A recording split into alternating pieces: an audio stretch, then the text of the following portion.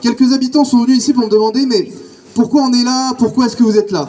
Ben écoutez, on est rassemblés aujourd'hui parce qu'on part du constat collectivement que le quartier est abandonné depuis maintenant au moins 10 ans. Que les unes après les autres, les structures locales, les associations, la situation de l'école, les transports, les services publics ont disparu. Pas tout d'un coup, hein, sournoisement, année après année, dans le silence, sans que les habitants se mobilisent. Alors pourquoi est-ce que moi je suis là alors que je n'habite pas le quartier? Eh ben parce que je considère que la question des violences faites aux femmes, c'est pas qu'une question de femmes.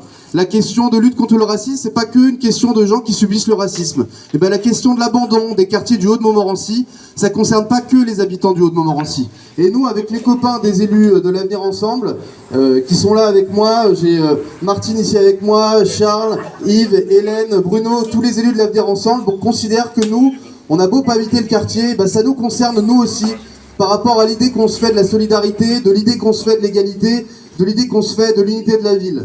Moi, j'habite pas le quartier, mais j'ai des enfants moi aussi, et je suis là ici aujourd'hui parce que je considère qu'il faut que les enfants qui sont dans ce quartier, ils aient les mêmes droits que mes enfants qui, eux, sont scolarisés et habitent le centre-ville. Alors, qu'est-ce qui s'est passé dans ce quartier? Il y a eu, c'est vrai, les rénovations de façade. Aujourd'hui, c'est plus agréable, et ça, faut pas nier que les rénovations de façade. Il y a encore des associations locales. Il y a en face la Croix-Rouge, il y a Saint-Vincent-de-Paul, il y a des associations qui essaient de subsister, mais avec beaucoup moins de moyens qu'avant. Pour qu'on vive bien dans un quartier, pour moi, il y a 3 piliers. D'abord, le premier pilier, c'est l'école. Et je voudrais dire un mot sur l'école. Et on pourrait dire, oui, non, mais moi, je suis à la retraite, moi, mes enfants sont plus là, ça ne me concerne pas. Mais de la même manière, la question de l'école, ça concerne tout le monde. Parce que l'école, c'est les enfants, c'est notre avenir à toutes et tous qu'on est ici. Donc les problèmes de l'école, ça nous concerne tous. Et les enfants, quand il n'y a pas l'égalité des chances, quand il y a l'échec scolaire, etc., derrière, ils font des bêtises, ça fait nuisance dans le quartier. Donc finalement, ça concerne tout le monde, le problème de l'école. Cette école-là, on n'est pas dans ce qu'on appelle une zone d'éducation prioritaire. On n'est pas dans ce qu'on appelle un quartier politique de la ville. Donc on n'a pas tous les moyens de l'État en plus qui pourraient être nécessaires pour cette école qui a des besoins particuliers, qui a un grand nombre d'enfants porteurs de handicap, qui a des familles qui ont des difficultés sociales. Il y a une classe qui a eu là son prof qu'il y a quelques semaines. Depuis la rentrée, il n'avait pas de prof. Il manque des accompagnants, des élèves en situation de handicap. Il y a eu des problèmes de harcèlement, il y a eu des problèmes de violence. Qu'on se dise les choses, on n'est pas ici contre le directeur de l'école, contre les enseignants, mais au contraire, si on est rassemblés aujourd'hui, c'est pour manifester que les habitants soutiennent l'école et demandent des moyens supplémentaires, des moyens humains supplémentaires, des moyens financiers supplémentaires pour cette école. Donc effectivement, on demande, vous savez que les écoles en zone d'éducation prioritaire, en REP, ce qu'on dit aujourd'hui, ces écoles-là, elles ont le droit à ce qu'on appelle le dédoublement des classes. C'est-à-dire qu'au lieu d'avoir des classes à 30, ils ont des petites classes à 15, ce qui favorise la réussite éducative des enfants. Nous, on n'a pas le droit à ça ici. On demande au service de l'éducation nationale de traiter cette école comme une école en REP pour avoir des moyens supplémentaires. Le deuxième pilier pour être bien dans un quartier, c'est la vie associative. Qu'est-ce qui s'est passé dans la vie associative depuis 10 ans maintenant? Je vois ici un certain nombre de visages connus, des gens qui se battent depuis des années pour la vie du quartier, qui ont connu une autre époque de ce quartier-là, où il y avait des structures sociales, où il y avait des structures éducatives, où il y avait des éducateurs. La première étape, ça a été l'AMJ. L'AMJ qui gérait 2 salles d'animation, une au Peuplier et une ici à la Chênaie. Qu'est-ce qui faisait l'AMJ? L'AMJ, c'était 108 000 € de subvention de la ville, avec des animateurs, avec du soutien scolaire, avec des séjours, avec des loisirs, de l'accès au sport, à la culture, de ce qu'on appelle le soutien à la parentalité. Quand il y a des familles parfois monoparentales qui ont du mal à s'en sortir avec leurs enfants, à ce moment-là, effectivement, il y avait des adultes le soir dans le quartier pour accompagner les familles. L'AMJ a été tout simplement supprimée. Vous passez devant, il y a encore des rideaux de fer qui sont fermés devant ces salles-là. La deuxième étape, ça a été la salle de musculation associative, qui était une salle aussi pour les jeunes. Alors ça a fermé parce que ça faisait du bruit, parce qu'elle n'était pas tenue, mais il y a une époque où effectivement elle était tenue, cette salle. On accompagnait cette association, il y avait un règlement intérieur, il y avait un président, il y avait un trésorier. Nous, on avait rénové cette salle. Là, cette salle a été fermée. Il y a encore un rideau de fer devant. Ça a été totalement abandonné. L'étape numéro 3, la poste, le bureau de poste qu'on avait. Le bureau de poste est fermé. Sur la vie associative, récemment, les éducateurs spécialisés. Vous savez que la prévention spécialisée, c'est un service du département qui se finançait en gros 220 000 € par an pour avoir 2 éducateurs qui prennent en charge les 12-25 ans, qui ont besoin d'un accompagnement individualisé pour l'insertion sociale et professionnelle, pour les difficultés, pour le décrochage scolaire. Ce service a été tout simplement supprimé par le département avec la complicité de la ville. C'est 220 000 € en moins. La salle Florian, il y a encore une fois l'animateur Alex que tout le monde connaît ici, qui essaie de se bagarrer, mais c'était l'association Image, 200 000 € par la ville. Ils ont récupéré Alex et l'association a été supprimée.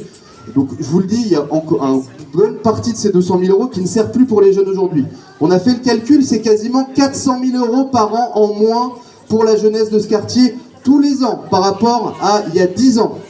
Le troisième volet, encore une fois, c'est le cadre de vie. Le cadre de vie, qu'est-ce que ça comprend?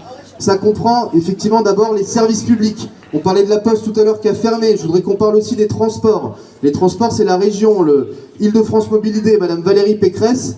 Il n'y a eu aucune amélioration significative des transports depuis 10 ans et le service se détériore. Des bus sont supprimés, des bus sont en retard. On arrive à Enghien, il n'y a pas de train. On est dans un quartier ici qui est certes avec un cadre très agréable, on est proche de la forêt, mais c'est un quartier qui est enclavé, qui a besoin des transports en commun pour vivre. Et le service de transport en commun, il se dégrade. Et personne ne dit rien, personne ne fait rien. Le cadre de vie en dehors des services publics, c'est aussi les commerces qu'on a là. On a des commerces et je voudrais qu'on applaudisse nos commerçants qui sont ici, qui offrent un service pour le quartier. Et heureusement qu'ils sont là et heureusement qu'ils tiennent. Mais les commerces locaux, pour qu'ils tiennent, on a besoin de soutien de la mairie. Est-ce qu'on a reçu des bons d'achat dans les boîtes aux lettres pour inviter les habitants à fréquenter leur commerce? Il y a une tentative de marché qui a été une sketch, vraiment un sketch. Le maire est venu pour prendre des photos devant les stands. Une semaine après, il n'y avait plus de marché ici, il avait déjà disparu. Donc nous, effectivement, on demande un soutien au commerce, bien évidemment. Et enfin, c'est le cadre de vie. Le cadre de vie, c'est votre bailleur. Bailleur, c'est Madame Kaveki, Val d'Oise Habitat. Vous connaissez tous Val d'Oise Habitat ici. C'est elle qui a fait fermer la prévention spécialisée. Et c'est elle qui gère ici les logements ici. Les parkings, vous payez tous une place pour un parking. Ici, dans vos charges, il est inutilisable. Les charges ont explosé à cause de l'augmentation des coûts de l'énergie. Mais quand on a l'augmentation des coûts, on attend à ce qu'il y ait une amélioration du service. Le service n'a pas du tout amélioré. Vous avez toutes et tous subi ici des coupures d'eau, des coupures de chauffage. Il fait encore 10 degrés dans certains logements. Les gardiens qui ne sont pas là ne sont pas remplacés. Donc encore une fois, pareil, Val d'Oise Habitat se dit, les quartiers ne se mobilisent pas, le maire, il s'en fiche, les habitants ils restent chez eux, donc on ne va pas s'occuper de ce quartier-là. Donc voilà, ces trois volets-là, les services publics, les associations, le cadre de vie, l'entretien des espaces extérieurs, c'est un ras-le-bol général. Et c'est ce qu'on est venu dire ici aujourd'hui.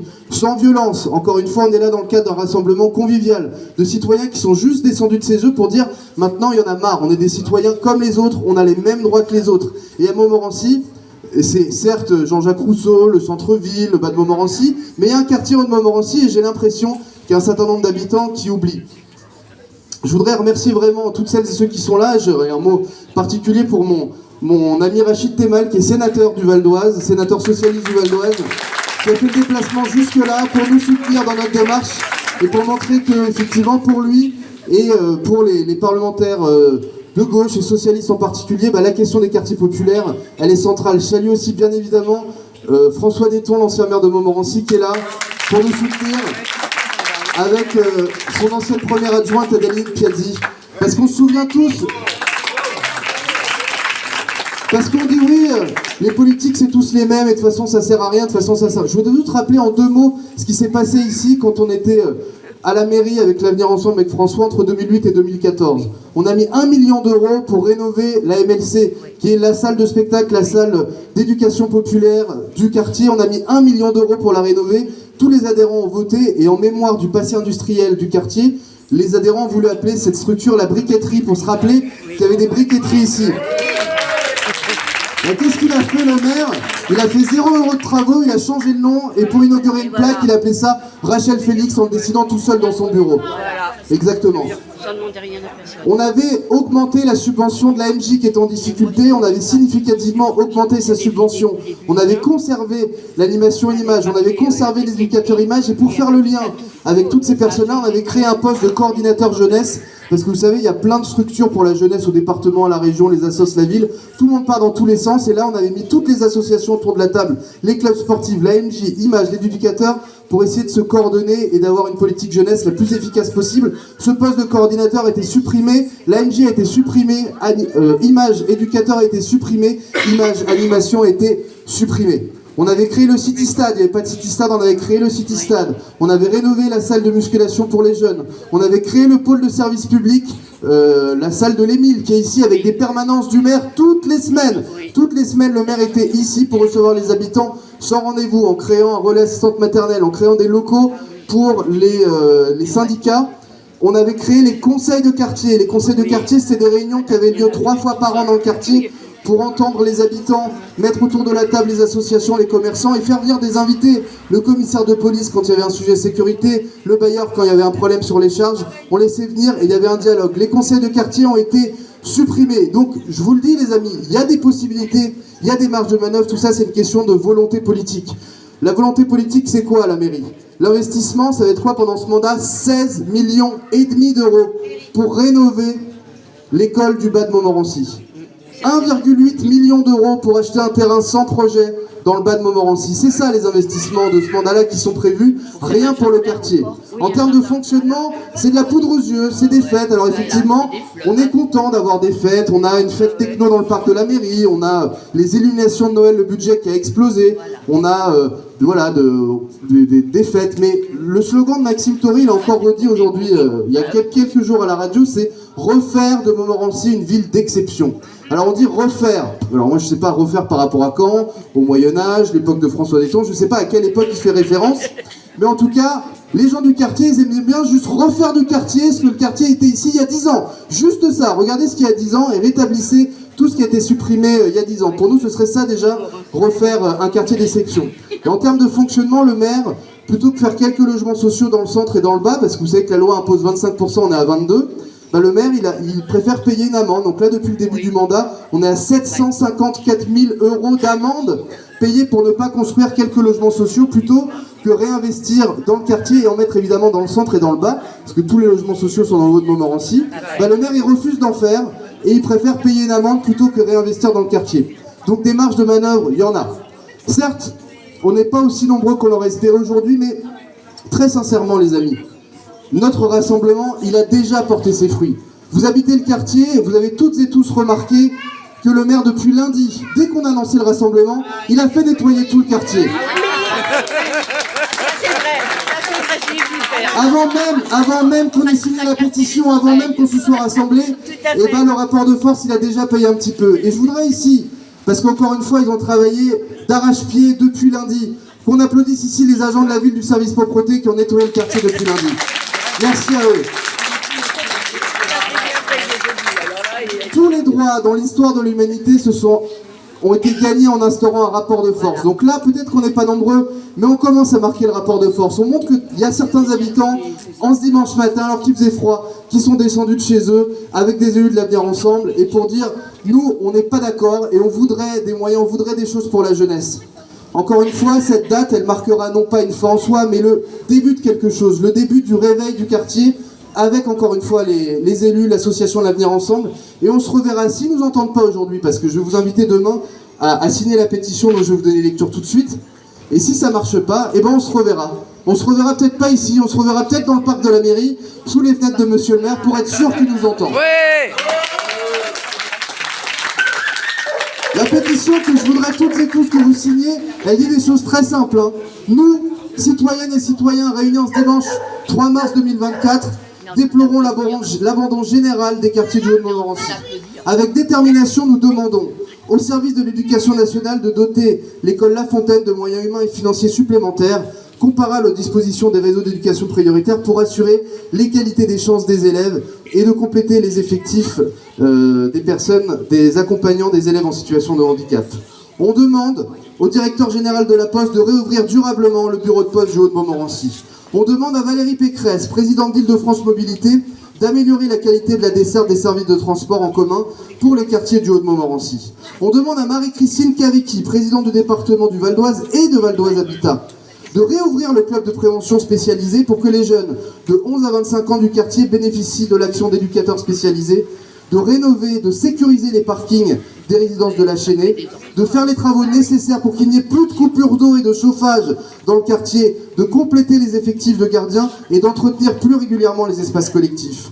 Nous demandons à Maxime Tory, maire de Montmorency, de recréer le service d'animation sociale de proximité municipal ou associatif, pour réouvrir les salles d'animation, de soutien scolaire et de soutien à la parentalité pour les 6-12 ans, tenues par la MJ à la Chênaie et au Peuplier, de mener à bien les projets d'aménagement et d'extension de la salle de la Forêt, c'était notre programme aux dernières élections municipales, à côté du City Stade pour les 12-25 ans, avec des animateurs payés par la ville, d'augmenter les moyens humains et financiers des centres de loisirs et de l'école La Fontaine, soit pour les projets d'école, les transports scolaires, la formation, le renforcement des équipes d'animation. Les élèves de l'école La Fontaine sont les seuls de la ville qui ne partiront pas en classe verte cette année, parce que les effectifs enseignants ont changé, et du coup, comme ils ont changé, il n'y a pas de projet, donc alors que c'est eux qui ont le plus besoin de partir, ils partent pas en classe verte. Les élèves de l'école La Fontaine sont les seuls à ne pas l'être au naturel, parce qu'il y a des problèmes de transport scolaire, que à Passeur, on peut aller à pied dans le centre-ville, au musée, au cinéma que nous avions créé, et bien ici, ils peuvent pas. Donc les élèves qui ont le plus besoin de sortir de leur quartier, et ben ils sortent pas du quartier aujourd'hui.